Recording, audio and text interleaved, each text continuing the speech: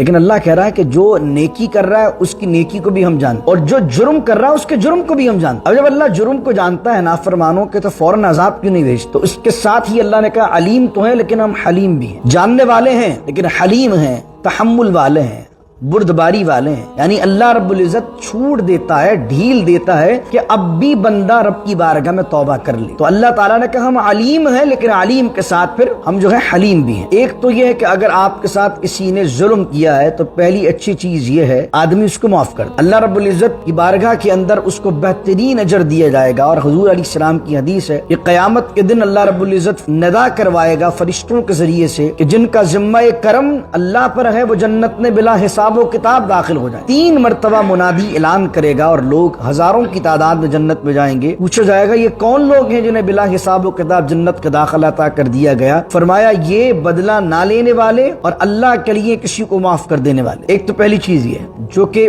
احسن چیز ہے، لیکن اگر پھر بھی کوئی بدلہ لینا چاہتا ہے تو شریعت نے بدلہ لینے کی بھی اجازت دی ہے، لیکن کتنی دی ہے؟ بِمِثْلِ مَا عُوقِبَ بِهِ لِي صَدْرِي وَيَسِّرْ لِي أَمْرِي وَاحْلُلْ عُقْدَةً مِّن لِّسَانِي يَفْقَهُوا قَوْلِي اللهم صل على سيدنا ومولانا محمد معدن الجود والكرم وآله وصحبه وبارك وسلم والذين هاجروا في سبيل الله ثم قتلوا أو ماتوا ليرزقنهم الله رزقا حسنا وإن الله لهو خير الرازقين صدق الله مولانا العظيم۔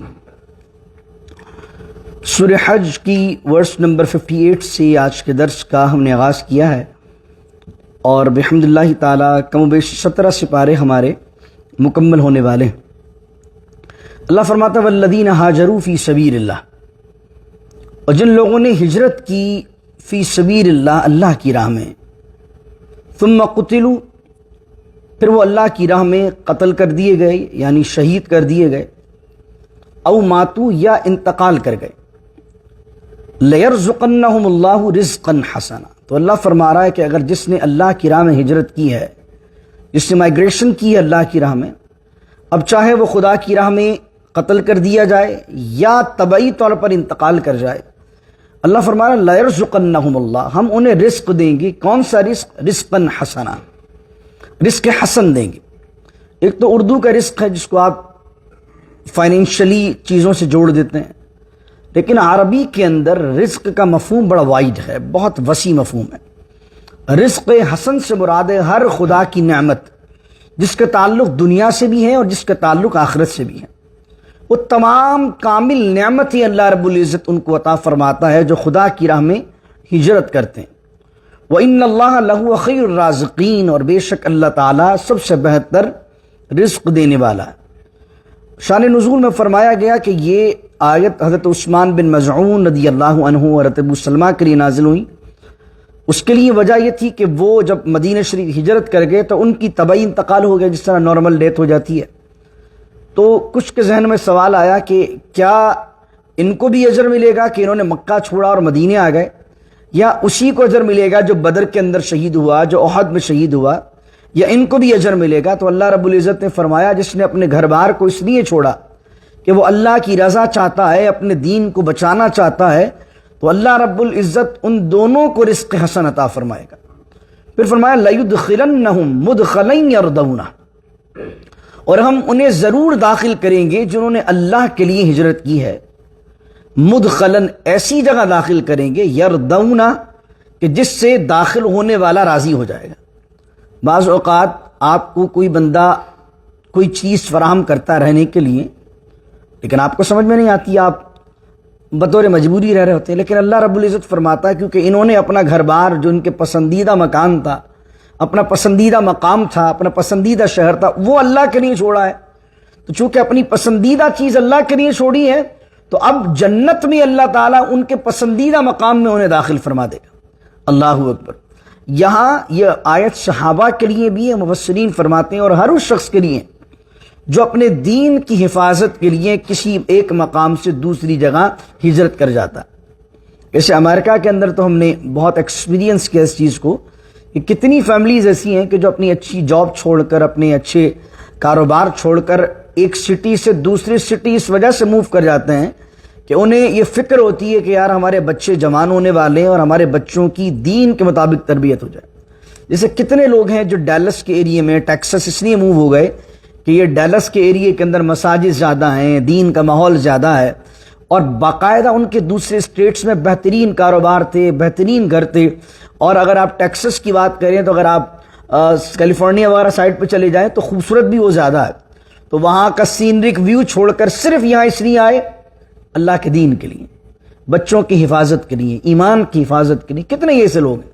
تو اللہ رب العزت فرمایا جنہوں نے اللہ کے لیے مائگریشن کی ہے تو فرمایا اللہ رب العزت انہیں رزق حسن عطا کرے گا. اس سے مراد کیا ہے کہ اگر کوئی بندہ پلان کر رہا ہے دین کے لیے کسی اسٹیٹ میں موو کرنے کے لیے تو آخرت کا رزق تو اپنی جگہ ہے، لیکن اگر تمہاری نیت کسی اسٹیٹ میں موو کرنے کی یہ ہے کہ تم اپنے ایمان کی حفاظت کرو، اپنی فیملی کے ایمان کی حفاظت کرو، پھر روزی روٹی کا ذمہ اللہ پر چھوڑ دو.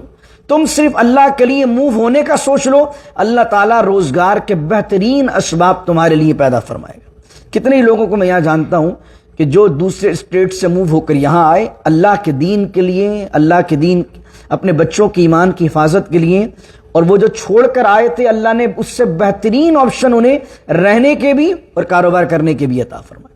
تو اللہ ہم سب کی روزی میں برکت عطا فرمائے. تو اللہ فرماتا یہ دنیا کی نعمت الگ ہے، لیکن آخرت کے اندر تمہاری مرضی کے مکانات میں ہم تمہیں داخل کریں گے. وَإِنَّ اللَّهَ لَعَلِيمٌ حَلِيمٌ، اور بے شک اللہ تعالیٰ جاننے والا ہے اور حلم والا ہے. اچھا آپ دیکھیں گے بعض اوقات اللہ رب العزت علیم کے ساتھ حلیم کا ضرور ذکر فرماتا ہے. اس کے اندر کیا وجہ، ریزن کیا ہے؟ علیم کا مطلب ہے جاننے والا. اب جب جاننے والا ہے، ایک تو بندہ وہ ہے کہ جس کو جرم کی خبر نہ ہو، وہ بندہ کہہ سکتا ہے کہ مجھے اگر یہ جرم پہلے پتہ چل جاتا تو میں پہلے ہی پکڑ کر لیتا. لیکن اللہ کہہ رہا ہے کہ جو نیکی کر رہا ہے اس کی نیکی کو بھی ہم جانتے ہیں، اور جو جرم کر رہا ہے اس کے جرم کو بھی ہم جانتے ہیں. اب جب اللہ جرم کو جانتا ہے نافرمانوں کے تو فوراً عذاب کیوں نہیں بھیجتا؟ تو اس کے ساتھ ہی اللہ نے کہا علیم تو ہیں لیکن ہم حلیم بھی ہیں. جاننے والے ہیں لیکن حلیم ہیں، تحمل والے ہیں، بردباری والے ہیں. یعنی اللہ رب العزت چھوٹ دیتا ہے، ڈھیل دیتا ہے کہ اب بھی بندہ رب کی بارگاہ میں توبہ کر لے. تو اللہ تعالیٰ نے کہا ہم علیم ہیں لیکن علیم کے ساتھ پھر ہم جو ہے حلیم بھی ہیں. پھر آگے فرمایا ذالک، یہ بالکل اسی طریقے سے ہے. سن لیا تم نے یہ بات، ومن عاقب بمثل ما عوقب به، اور جس نے بدلہ لیا اس کے برابر جتنی اس کو اذیت دی گئی. شریعت کے اندر دو چیزیں ہیں. ایک تو یہ ہے کہ اگر آپ کے ساتھ کسی نے ظلم کیا ہے تو پہلی اچھی چیز یہ ہے کہ آدمی اس کو معاف کر دے. اللہ رب العزت کی بارگاہ کے اندر اس کو بہترین اجر دیا جائے گا. اور حضور علیہ السلام کی حدیث ہے کہ قیامت کے دن اللہ رب العزت ندا کروائے گا فرشتوں کے ذریعے سے کہ جن کا ذمہ کرم اللہ پر ہے وہ جنت میں بلا حساب و کتاب داخل ہو جائیں. 3 مرتبہ منادی اعلان کرے گا اور لوگ ہزاروں کی تعداد میں جنت میں جائیں گے. پوچھا جائے گا یہ کون لوگ ہیں جنہیں بلا حساب و کتاب جنت کا داخلہ عطا کر دیا گیا؟ فرمایا یہ بدلہ نہ لینے والے اور اللہ کے لیے کسی کو معاف کر دینے والے تھے. ایک تو پہلی چیز یہ ہے جو کہ احسن چیز ہے. لیکن اگر پھر بھی کوئی بدلہ لینا چاہتا ہے تو شریعت نے بدلہ لینے کی بھی اجازت دی ہے. لیکن کتنی دی ہے؟ بِمِثْلِ مَا عُوقِبَ بِهِ، جتنی تمہارے ساتھ ظلم ہوا ہے اس کے برابر ہی تم بدلہ لو. جس طریقے سے قصاص کا حکم ہے قرآن کریم نے کیا بیان کیا سورہ مائدہ میں، وَكَتَبْنَا عَلَيْهِمْ فِيهَا أَنَّ النَّفْسَ بِالنَّفْسِ وَالْعَيْنَ بِالْعَيْنِ وَالْأَنْفَ بِالْأَنْفِ وَالْأُذُنَ بِالْأُذُنِ، جان کے بدلے جان، کان کے بدلے کان، دانت کے بدلے دانت، اور ہر اعضا کے بدلے اس کا دوسرا اعضا. ایسا نہیں کسی نے آپ کی انگلی کاٹی ہے آپ نے دونوں ہاتھ کاٹ دیے اس کے، تو یہ تو بدلہ نہیں ہوا، یہ تو زیادتی ہو گئی. تو شریعت تو پہلی چیز کہتی ہے کہ معافی بہتر. معافی کے علاوہ اللہ فرما رہا ہے کہ پہلے کسی بندے پر ظلم ہوا، اب اس نے اس ظلم کا جواب دینے کے لیے جتنی اس کے ساتھ زیادتی کی گئی تھی اس نے اس کا ریٹرن دیا سامنے والے کو. اب جب ظالم کو جس نے سب سے پہلے ظلم انیشیٹ کیا تھا، اللہ رب العزت فرما رہا ہے اب اس کو دماغ میں آیا کہ اچھا یہ میرے سامنے کھڑا ہوگا، اب اور زیادتی کرتا ہے. یعنی ایک دفعہ کیا ہوا، ظلم ہوا، پھر ریٹرن کے اندر اس ظلم کا بدلہ دیا گیا برابری کی بنیادوں پر. اللہ کہہ رہا ثم بغی علیہ، جب ظالم نے دیکھا کہ یہ اچھا یہ میرے مقابلے میں کھڑا ہوا تو پھر اس ظالم نے دوبارہ زیادتی کی اس پہلے بندے پر. تو اللہ کہہ رہا لینصرنہ اللہ، تو اللہ تعالیٰ اس پہلے بندے کی ضرور مدد فرمائے گا۔ یہ آیت اگر شان نزول کو پڑھیے تو صحابہ کرام رضوان اللہ علیہم اجمعین کے بارے میں کہ مکے کی 13 سال کی زندگی میں مشرکین مکہ نے صحابہ کرام پر بڑے ظلم و ستم کے پہاڑ توڑے اور ظلم و ستم کیے۔ اس کے بعد اللہ رب العزت نے فرمایا، پہلے تو حکم آتا رہا کہ ابھی صبر کرو صبر کرو صبر کرو، پھر آیا جہاد کا حکم جو ہم نے پہلے پڑھا، اذن للذین یقاتلون بانہم ظلم، جو آیت سورہ حج کی 39 ہم نے پڑھی، یہ سب سے پہلی آیت ہے جہاد کے لیے۔ تو جب یہ حکم آ گیا تو اللہ نے کہا اب تم بھی اتنا ہی بدلہ لے سکتے ہو جتنی اذیت تمہیں دی گئی ہے۔ اب کیا ہوا، جب مسلمان بدلہ لیں گے تو پھر اگر کسی مشرک کے ذہن میں آیا کہ پھر دوبارہ ان پر ظلم کرو، تو اللہ رب العزت فرما رہا ہے کہ اگر اب تم نے ہاتھ اٹھایا اور اب تم آگے بڑھے تو اللہ تعالیٰ ضرور ان کی مدد فرمائے گا۔ ایک تو یہ صحابہ کرام کے جو ہے وہ کانٹیکس میں اس آیت کو سمجھیے، دوسری مراد یہ سمجھ جائیے کہ ہر وہ شخص جس کے ساتھ ظلم ہوتا ہے، جس کے ساتھ زیادتی ہوتی ہے، پہلی چیز وہ معاف کر دے، دوسری چیز وہ بدلہ لینا بھی چاہے تو برابری کی بنیادوں پر بدلہ لے، لیکن اگر ظالم دوبارہ ریٹرن بیک ہو کر اور دوبارہ ظلم کرے گا تو اللہ نے فرمایا لَيَنْصُرَنَّهُ اللَّهُ، لام کا لفظ ہے اور لام عربی کے اندر تاکید کے لیے آتا ہے، زور دینے کے لیے آتا ہے، تو اللہ کہہ رہا ہے ہم ضرور اس کی مدد فرمائیں گے۔ ان اللہ لعفو غفور، اور بے شک اللہ تعالیٰ جو ہے، اب یہاں پر ترغیب اللہ کیا دے رہا ہے، معاف کرنے کی۔ ان اللہ لعفو غفور، عفو اور غفور کا فرق کیا ہے؟ اللہ تعالیٰ عفو ہے، عفو مانے معاف کرنے والا ہے، درگزر کرنے والا ہے، غفور اور پھر بخشنے والا ہے، مہربان ہے۔ ذالک بان اللہ، آج کی درس کی آخری آیات ہیں، ذالک بان اللہ، اب اللہ رب العزت مظلوم کی مدد فرمائے گا۔ بعض اوقات مظلوم تو ہو سکتا ہے ایک یا دو، تعداد میں بھی زیادہ نہ ہوں، طاقت میں بھی زیادہ نہ ہوں، اور ظالم پورا قبیلہ لے کر بیٹھا ہو، پورا ملک لے کر بیٹھا ہو، طاقت اور پیسہ لے کر بیٹھا ہو، تو اللہ رب العزت فرما رہا ہے ہم مظلوم کی مدد فرمائیں گے۔ تو کسی کے ذہن میں سوال آ سکتا ہے کہ یہ کون شخصیت ہے، یہ کون سی ہستی ہے کہ جو مظلوم کی مدد فرمائے گی؟ تو اللہ اب اپنا تعارف کروا رہا ہے، ذالک بان اللہ یولج اللیل فی النہار ویولج النہار فی اللیل وان اللہ سمیع بصیر، اور یہ وہی ہے جو مظلوم کی مدد فرمائے گا، وہی اللہ ہے جو رات کو دن میں داخل کرتا ہے اور دن کو رات میں داخل کرتا ہے۔ اس سے مراد کیا ہے کہ کبھی دن چھوٹے ہوتے ہیں اور کبھی رات بڑی ہوتی ہے، تو کیا ہوتا ہے کہ اللہ رب العزت دن کے 2-3 گھنٹے جو ہے وہ رات کو دے دیتا ہے، اور کبھی راتیں چھوٹی ہو جاتی ہیں اور دن بڑے ہو جاتے ہیں، تو کیا ہوتا ہے اللہ رب العزت رات کے گھنٹے کچھ ہوتے ہیں وہ دن کو دے دیتا ہے۔ تو یہ کون ہے جو نظام چلا رہا ہے؟ اس پوری کائنات میں اس سسٹم کو چلانے والی اللہ کی ذات ہے، اور اللہ نے فرمایا کہ ہم اس کی ضرور مدد فرمائیں گے۔ پھر فرمایا وَأَنَّ اللَّهَ سَمِيعٌ بَصِيرٌ، اور بے شک اللہ تعالیٰ سننے والا ہے اور بصیر دیکھنے والا ہے۔ ذَلِكَ بِأَنَّ اللَّهَ هُوَ الْحَقُّ، اور یہی وہ اللہ ہے، هو الحق جو کہ حق ہے، وَأَنَّ مَا يَدْعُونَ مِن دُونِهِ هُوَ الْبَاطِلُ، اور اس کے علاوہ جن کو وہ پکارتے ہیں مشرک، جس کو معبود بنا کر پوچھتے ہیں، اللہ فرما رہا ہے صرف اللہ حق ہے، باقی سب جو اللہ کے علاوہ پوجے جاتے ہیں سب باطل ہیں۔ وَأَنَّ اللَّهَ هُوَ الْعَلِيُّ الْكَبِيرُ، اور اللہ رب العزت علی ہے، علی مانے بلند ہے، کبیر اور بہت بڑا ہے اپنی شان کے لحاظ سے۔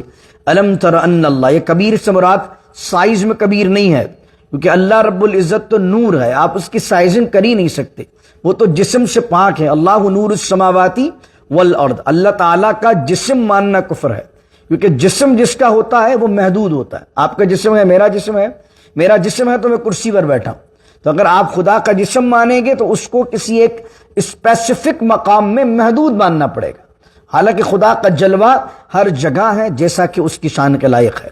فرمایا الم تر ان اللہ انزل من السماء ماء، کیا تم نہیں دیکھتے؟ انزل من السماء ماء، کہ ہم نازل کرتے ہیں آسمان سے پانی کو، فتصبح الارض مخضرہ، صرف پانی نازل کرنے کی دیر ہوتی ہے کہ زمین گرین ہو جاتی ہے، مخضرہ سرسبز ہو جاتی ہے۔ یہاں اس کو پچھلی آیت سے لنک کریں تو اللہ فرما رہا ہے کہ اللہ تعالیٰ جب کرنے پر آتا ہے کوئی چیز تو پھر ایک چیز، ایک بوند برساتا ہے تو پورا ماحول بدل کے رکھ دیتا ہے۔ جب اللہ تعالیٰ کسی کی مدد کرنے پر آئے گا تو صرف اللہ کے کن کہنے کی دیر ہے اور آدمی کی پوری زندگی کا نقشہ بدل جائے گا۔ تمہاری جیت اور ان کی ہار ہو، اور جب اللہ کی رحمت متوجہ کسی پر ہو جائے تو پھر جو ہارنے والے لوگ ہیں ان کا نقشہ ایسا بدلے گا کہ دوسری طرف والے ہار جائیں گے اور یہ جیتنے کا ماحول بن جائے گا. فتصبح الارض مخضرہ، تو تم نہیں دیکھتے کہ زمین بارش کے بعد جو ہے مخضرہ گرین ہو جاتی ہے، ہری بھری ہو جاتی ہے. ان اللہ لطیف خبیر، اور بے شک اللہ تعالیٰ لطیف ہے. لطیف کا معنی باریک بین ہے، اور خبیر اور باخبر ہے. لطیف کس کو کہتے ہیں؟ بعض اوقات قرآن کریم میں بہت مرتبہ آپ پڑھیں گے کہ اللہ لطیف ہے. لطیف اس ہستی کو کہتے ہیں کہ جو غیر محسوس طریقے سے اپنے کاموں کو انجام دینے والا ہو. اس سے مراد یہ کہ آپ ازیوم نہ کر پائیں، آپ پریڈکٹ نہ کر پائیں کہ یہ ایسا ہو سکتا ہے، لیکن اللہ رب العزت بغیر کسی کو احساس کروائے اپنے کاموں کو انجام تک پہنچا دے. یعنی بچے ہر ایک کے گھر میں پیدا ہوتے ہیں، لیکن کس کو فرعون بنانا ہے اور کس کو موسیٰ بنانا ہے، یہ بچپن میں ہی اللہ رب العزت ان بچوں کے اندر منتخب کر لیتا ہے. کس کو ابراہیم علیہ السلام بنانا ہے، کس کو حضرت محمد مصطفیٰ احمد مصطفیٰ صلی اللہ علیہ وسلم بنانا ہے. تو اللہ کے ہر کام میں آدمی اندازہ ہی نہیں کر سکتا، کیونکہ اللہ کا ہر کام ایسا ہے کہ تم پریڈکٹ نہیں کر سکتے. اور اللہ رب العزت نے ہر کام کو اس طریقے سے لطیف انداز سے کیا ہوا ہے. لہو ما فی السماوات و ما فی الارض، اسی کے لیے ہے جو کچھ زمین میں ہے، جو کچھ آسمانوں میں ہے. ما فی السماوات، جو آسمانوں میں ہے، جو زمین میں ہے. وَإِنَّ اللَّهَ لَهُوَ الْغَنِيُّ الْحَمِيدُ، اور بے شک اللہ رب العزت غنی ہے. غنی کا معنی بے پرواہ ہے. کچھ غنی کا معنی کرتے ہیں بے نیاز ہے. غنی کس کو کہتے ہیں؟ غنی اس کو کہتے ہیں جس کو کسی کی محتاجی نہ ہو. یعنی کائنات میں اگر سب کے سب اس کی عبادت کرے جب بھی وہ عبادت کے لائق ہے، ساری کائنات میرے اللہ کی عبادت کرنا چھوڑ دے تب بھی اللہ عبادت کے لائق ہے، تب بھی اللہ ہی رہے گا. یہ ووٹنگ سسٹم نہیں ہے کہ ہم نے اگر ووٹ دیے تو پریزیڈنٹ ہے، نہیں ووٹ دیے تو پریزیڈنٹ نہیں ہے. وہ اللہ کی بادشاہی وہ ہے، ساری کائنات مان لے تب بھی وہ اللہ ہے، ساری کائنات انکار کر دے تب بھی وہ اللہ. نبی کریم صلی اللہ علیہ وسلم کا فرمان، امام احمد بن حنبل کی حدیث ہے، فرمایا اگر ساری کائنات اللہ کی تعریف کرنے لگے تو جیسا وہ ہے اس کے ایک قطرہ بھی کائنات زیادہ نہیں کر سکتی، اور اگر ساری کائنات اس کا انکار کر دے تو اس کی شان میں ایک قطرہ کمی نہیں کر سکتی. وَإِنَّ اللَّهَ لَهُوَ الْغَنِيُّ الْحَمِيدُ، تو اللہ رب العزت اپنی ذات میں غنی ہے، کسی کا محتاج نہیں، اور حمید، اور اللہ رب العزت جو ہے وہ تعریف کا سزاوار ہے. یعنی تمام اس کی ذات تعریف کے مستحق ہے، اور وہ تعریف کیا گیا ہے اور حمد والا ہے. دعا کیجیے اللہ رب العزت سے اللہ تعالیٰ علم نافع کی دولت سے مال مال فرمائے، اور قرآن کے نور سے ہم سب کو مزین فرمائے. 2 رکوع بھی الحمدللہ ہمارے رہ گئے، اور 2 رکوع بعد جو ہے وہ انشاءاللہ عز و جل ہمارا 17 سپارے جو ہے اللہ کی رحمت سے مکمل ہو جائیں گے. اور اس ویکینڈ کو چھوڑ کر نیکسٹ ویکینڈ جو آئے گا انشاءاللہ عز و جل ہم سیٹرڈے کے دن انشاءاللہ جو ہے وہ ناشتہ رکھیں گے. آپ جانتے ہیں کہ ہر سپارہ ختم ہونے پر ہم شکرانے کے طور پر دعا بھی کرتے ہیں اور ناشتے کا اہتمام بھی کرتے ہیں. تو ضرور جو لوگ مجھے لائیو سن رہے ہیں، جو یہاں بیٹھے ہوئے احباب ہیں، اپنے دوستوں کے ساتھ ضرور اس ویکینڈ پر نہیں، نیکسٹ ویکینڈ پر ضرور تشریف لائیں ناشتے میں. اللہ رب العزت جو ہم نے پڑھ لیا ہے مالک کریم اسے اپنی بارگاہ میں قبول فرمائے. جو بقیہ ہے اس کو صحیح معنوں میں جو حق ہے، جو مراد اللہ ہے، جس کو حضور علیہ السلام نے اپنے اصحاب کو بیان کیا، وہی قرآن کی مراد مجھے آپ تک پہنچانا نصیب فرمائے. اور اللہ رب العزت اس کو میرے لیے قبر و آخرت کے لیے توشہ آخرت بنائے. بسم اللہ الرحمن الرحیم، الحمدللہ رب العالمین والصلاة والسلام علی اشرف الانبیاء والمرسلین. ربنا تقبل منا انك انت السميع العليم وتب علينا انك انت التواب الرحيم. اللهم انت السلام ومنك السلام، تباركت يا ذا الجلال والإكرام. اللهم نذر قلوبنا بالقرآن العظيم، وزين أخلاقنا بالقرآن العظيم، وأدخلنا الجنة بالقرآن العظيم، ونجنا من النار بالقرآن العظيم. اللهم إنا نسألك علما نافعا ورزقا واسعا وشفاء من كل داء. اللهم أعنا على ذكرك وشكرك وحسن عبادتك. اللهم ارزقنا حجا مبرورا وسعيا مشكورا. اللهم ارزقنا زيارة الحرمين الشريفين زادهم الله شرفا وتعظيما. اللهم ارزقنا شهادة في سبيلك، واجعل لنا موتنا في بلد حبيبك صلى الله عليه وسلم. يا مقلب القلوب ثبت قلوبنا على طاعتك، ومحبتك ومحبة رسولك صلى الله عليه وسلم.